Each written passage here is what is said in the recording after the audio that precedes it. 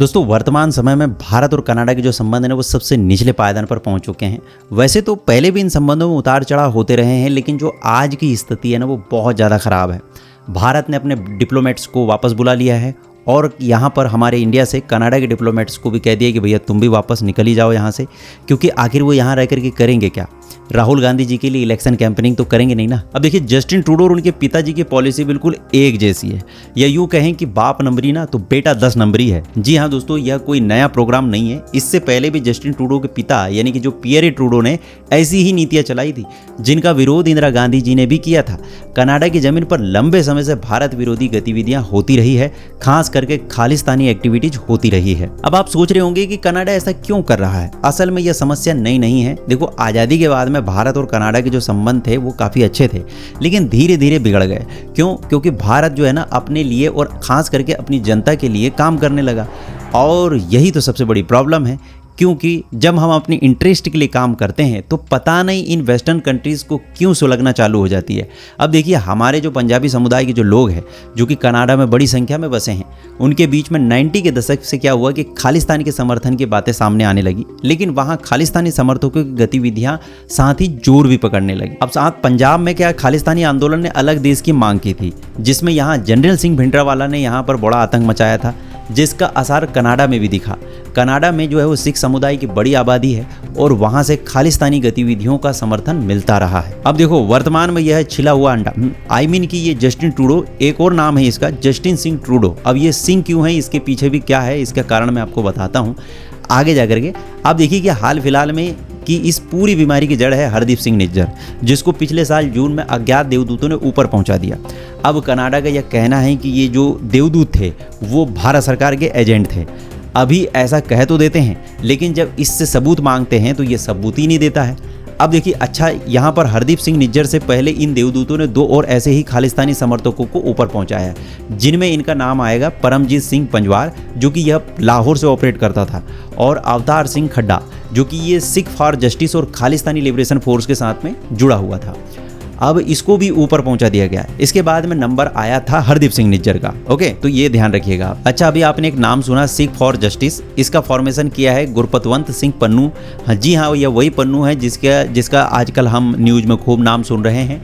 इसने जो है इस ग्रुप को जो है 2007 में बनाया था, और इसके पास में अमेरिका और कनाडा दोनों जगह की जो है सिटीजनशिप है। अब इस पूरी हिट लिस्ट में ना इसका भी नाम जुड़ा था।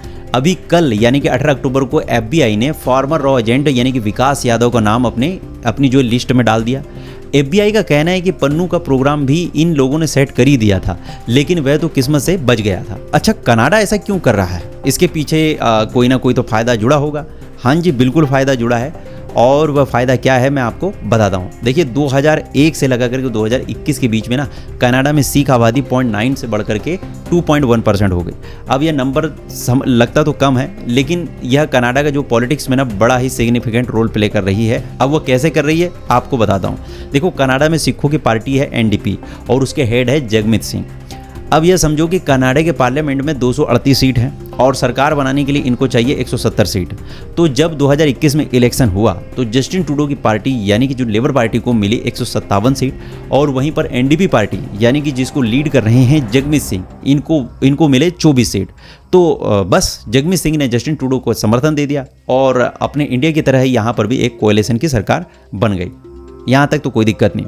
अब मैंने एक बात पहले कही थी कि जस्टिन ट्रूडो का नाम जो है वो जस्टिन सिंह ट्रूडो क्यों है, वह इसीलिए कहा था क्योंकि यह जब भारत में आया था तो यहाँ पर भी जो आया था तो इसका पूरा सिख वाला ही प्रोग्राम था, यानी कि यहाँ पर आखिरी केस ने भांगड़ा ही किया। अब आप पूरा प्रोग्राम समझ गए होंगे कि जस्टिन ट्रूडो ये पूरा जो कार्यक्रम अपने पॉलिटिकल इंटरेस्ट के लिए कर रहे हैं।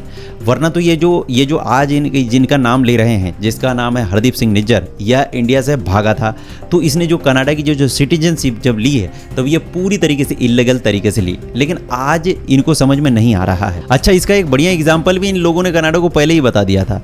जैसे कि इन्होंने जो है वो 1985 में एयर इंडिया की जो है वो फ्लाइट में बम रख दिया, जिसमें 329 लोग मारे गए, जिसमें से 238 लोग तो कनाडा के नागरिक थे, लेकिन उनको यह बात फिर भी समझ में नहीं आई।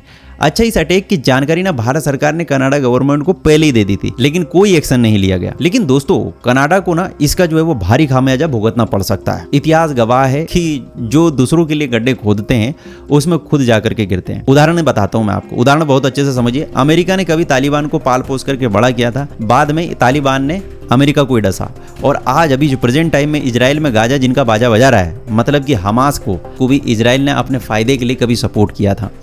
लेकिन अब उन्होंने क्या किया है वो हम सब जानते हैं। इसका एक और प्राइम एग्जाम्पल मैं आपको बताता हूँ। कांग्रेस ने कभी अपने फायदे के लिए जनरल सिंह भिंडरावाला को सपोर्ट किया था, और बाद में क्या हुआ, हमारे पूर्व प्रधानमंत्री इंदिरा गांधी को अपनी जान तक गंवानी पड़ी। अच्छा, इस सारे कार्यक्रम में ना आपको एक पैटर्न देखने को मिलेगा। मैं आपको बताता हूँ। देखो, ये जो वेस्टर्न कंट्रीज है इनका एक ग्रुप है जिसको बोला जाता है फाइव आइज। इसमें शामिल है ऑस्ट्रेलिया, कनाडा, न्यूजीलैंड, यूके और यूएस। ये क्या करते हैं कि एक दूसरे के साथ में एक जो सेंसिटिव इंटेलिजेंस है, including detail about threats and national security issue, आपस में शेयर करते रहते हैं। तो जब भी ऐसा कोई मसला आता है तो ये पूरी जो कंट्रीज है एक साथ हो जाती है। अब आप सोच रहे होंगे कि अमेरिका तो बड़ा दोस्त बना फिरता है हमारा, लेकिन ऐसा नहीं है दोस्तों। अमेरिका बड़ा गंदा है। अमेरिका वर्ल्ड में सिर्फ अपना इंटरेस्ट देखता है, इससे ज्यादा कुछ भी नहीं है। अब इसे हम एक प्रकार का ना दुनिया का बनिया बोल सकते हैं, मतलब ऐसा समझिए। आप ही देख लीजिए कि इस पूरे मसले में उसको जो भारत का साथ देना चाहिए था, क्योंकि कनाडा के पास में किसी भी प्रकार का कोई सबूत नहीं है, सिर्फ मतलब कि आरोप प्रत्यारोप कर रहे हैं। लेकिन उसने क्या किया, उन्होंने कहा कि इन लोगों ने तो हमारे देश के नागरिक यानी कि गुरपंत सिंह पन्नू को भी जो है वो निपटाने का प्रोग्राम सेट कर लिया था, और उसमें नाम आया विकास यादव और राहुल गुप्ता का। चलो मान लो चलो कि हमने मान लिया कि अगर इन्होंने किया भी है, इतनी जो है वो पूरी दुनिया में हो हल्ला करने की क्या जरूरत है, राइट? क्या तुम लोग नहीं करते? तुम्हारे देश में अनइंस्टेबिलिटी फैलाने वाले लोगों को आप तो दूसरे देशों में जाकर के मार देते हैं। अमेरिका ने तो ईरान में घुस करके ईरान के मेजर जनरल कासिम सुलेमानी को निपटा दिया, पाकिस्तान में घुस करके ओसामा बिन लादेन को निपटा दिया, सऊदी अरब ने अमेरिका में घुस करके जमाल खशोगी को निपटा दिया, है ना? तब उनके लिए कोई दिक्कत नहीं है। मतलब समझ रहे हो आप? इनके लिए कोई दिक्कत नहीं है, इनके लिए रूल है।